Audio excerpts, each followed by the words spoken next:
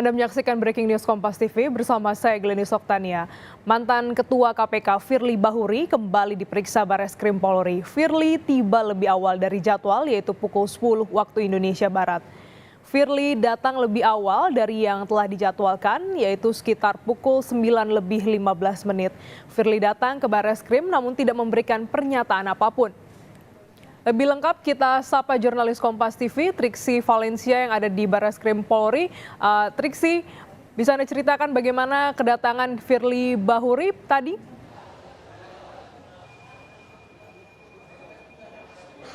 Ya, Glenis, betul sekali. Memang tadi ketika Firly datang, kami melihat dirinya datang seorang diri tanpa adanya penemanan dari penasihat hukum. Lalu kemudian juga yang menemani adalah dua orang penyidik yang berseragam kemeja putih, kemudian juga dengan satu orang ajudan yang memang sudah melekat pada Firly Bahuri. Kami melihat tadi langsung dari keluar mobil, ini langsung masuk ke dalam lobi Bareskrim tanpa menyampaikan ataupun juga memberikan keterangan apapun kepada awak media terkait dengan kehadirannya pada hari ini, persiapannya maupun juga apa saja yang sudah dibawa sebagai bantahan-bantahan maupun juga alat bukti yang tentu menguatkan dari bantahan-bantahan yang dipegang oleh Firly Bahuri.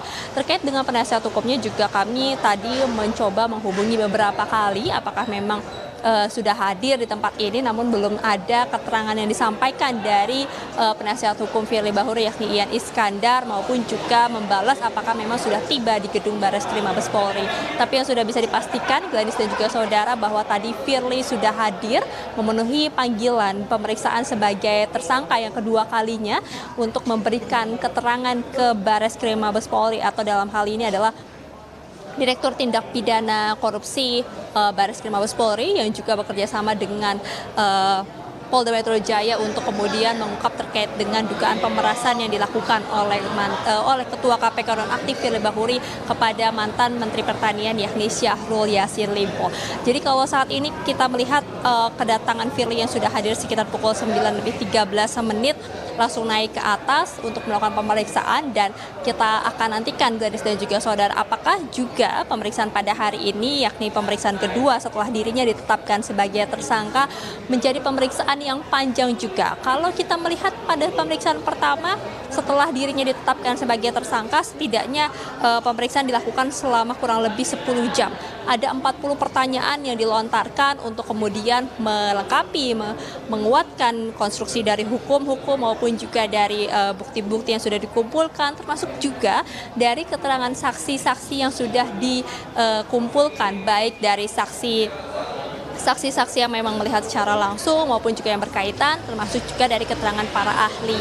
Setidaknya ada lebih dari 90 keterangan yang sudah dimintai atau dikantongi oleh pihak penyidik dan tentu ini juga digabungkan dengan keterangan-keterangan yang disampaikan oleh Syahrul Yassin Limpo maupun juga dari Firly Bahuri sendiri. Nah, kalau kita melihat Glenis dan juga saudara dari pemeriksaan pertama pada saat 1 Desember kemarin, pemeriksaan perdana pada saat Firly sudah ditetapkan sebagai tersangka. Memang setelah pemeriksaan dirinya keluar menyampaikan beberapa keterangan. Yang pertama tentu menyampaikan bahwa akan menaati hukum, kemudian juga akan melihat bagaimana hukum berjalan secara adil. Hanya itu saja yang disampaikan dan kita diketahui juga bahwa Firly sudah mengajukan pra-peradilan terkait dengan penetapan dirinya sebagai tersangka dan ini juga masih berproses Glenis dan juga saudara. Lalu kemudian penasihat hukum dari Firly Bahuri yakni Ian Iskandar juga menyampaikan beberapa keterangan usai dari pemeriksaan yang dilakukan atau dijalani oleh kliennya, yakni ada beberapa hal. Setidaknya yang kami catat ada 3 hal yang berkaitan dengan bukti yang kemudian dikatakan ini dipertanyakan justru oleh pihak penasihat hukum dari Firly Bahuri sendiri. Yang pertama adalah terkait dengan komunikasi intens yang ditunjukkan melalui percakapan yang terjadi antara Firly Bahuri dan juga Syahrul Yassin Limpo. Di sebuah percakapan tersebut memang tidak disampaikan apa yang menjadi isi percakapannya, kemudian juga berapa lama percakapan atau komunikasi tersebut berlangsung, Glenis dan juga saudara. Tapi yang digarisbawahi adalah bagaimana percakapan tersebut yang menunjukkan profile picture dari Firly Bahuri nomornya tidak sesuai atau tidak sama dengan apa yang digunakan oleh Firly Bahuri. Nah, ini yang kemudian kembali dipertanyakan atau justru diminta oleh penasihat hukum Firly Bahuri untuk diusut kepada pihak penyidik. Siapa kemudian yang mencatut nama ataupun juga sebagai sosok Firly Bahuri yang kemudian melakukan komunikasi dengan Syahrul Yassin Limpo dan dikatakan melakukan komunikasi intens. Nah, terkait dengan hal ini, Gladys dan juga saudara, sebenarnya dibantah juga oleh pihak penasihat dari Syahrul Yassin Limpo yang mengatakan bahwa justru mempertanyakan apakah memang sebenarnya penasihat hukum dari Firly Bahuri sudah membaca dari berita acara pemeriksaan, kemudian juga mempertanyakan bagaimana tidak ada komunikasi yang intens ketika sudah ada pertemuan setidaknya ada 5 kali yang berlangsung antara Firly Bahuri dan Syahrul Yassin Limpo, kemudian juga adanya penyerahan uang yang diberikan kepada Firly Bahuri dan juga ada beberapa saksi yang juga melihat maupun juga membuka jalan terkait dengan pertemuan tersebut. Seperti yang kita tahu, Gadis dan juga saudara, kalau kita ingat justru perincian dari pertemuan maupun juga membukanya jalan antara pertemuan keduanya ini dibeberkan ataupun juga dijabarkan oleh Muhammad Hatta yang juga menjadi tersangka di kasus KPK atau yang ada di kasus Kementerian Pertanian yang diusut ataupun juga diproses di dalam lembaga KPK. Nah, lalu kemudian juga ini yang tentu akan dipertanyakan kembali terkait dengan komunikasi intens ini. Mana yang kemudian disampaikan ataupun juga menjadi pernyataan yang bisa dikatakan sebagai alat bukti atau fakta yang kuat, yang ini nanti kita akan tunggu dari keterangan resmi dari pihak kepolisian. Lalu kemudian juga yang kedua adalah terkait dengan bukti penukaran uang asing atau dikatakan adalah penukaran valuta asing mata uang dolar Amerika Serikat dan dolar Singapura senilai 7 miliar. Nah, kalau kita lihat memang itu menjadi salah satu bukti yang kemudian disampaikan terkait dengan penetapan Firly Bahuri sebagai tersangka, Gladys dan juga saudara. Tapi kemarin ketika penasihat hukumnya menyampaikan bahwa itu adalah hanya kumpulan dari resi-resi penukaran uang asing, dikatakan ini tidak bisa menjadi alat bukti. Nah, yang terakhir adalah terkait dengan dompet yang juga dijadikan alat bukti oleh penyidik yang dimintai oleh penasihat hukum Firly Bahuri untuk ditunjukkan dompet apa yang mana kemudian dijadikan alat bukti, akan tapi tidak bisa disampaikan ataupun juga ditunjukkan dari pihak penyidik. Nah, Gladys dan juga saudara, tentu ini yang kita harus nantikan keterangan resminya dari pihak penyidik, karena kalau kita kembali lagi ke belakang merunut lagi dengan pemeriksaan maupun juga penggeledahan yang sudah dilakukan, setidaknya sudah ada 3 penggeledahan ditambah yang baru kemarin ada beberapa alat bukti yang sudah dikumpulkan oleh penyidik. Ada beberapa bukti yang dikumpulkan setidaknya tadi dari dokumen penukaran falas, kemudian juga dokumen berupa turunan atau salinan berita acara penggeledahan, tanda terima penyitaan pada rumah dinas Menteri Pertanian RI, kemudian juga ada pakaian, sepatu maupun pin yang digunakan oleh saksi pada saat saksi Syahrul Yassin Limpo pada saat pertemuannya di GOR.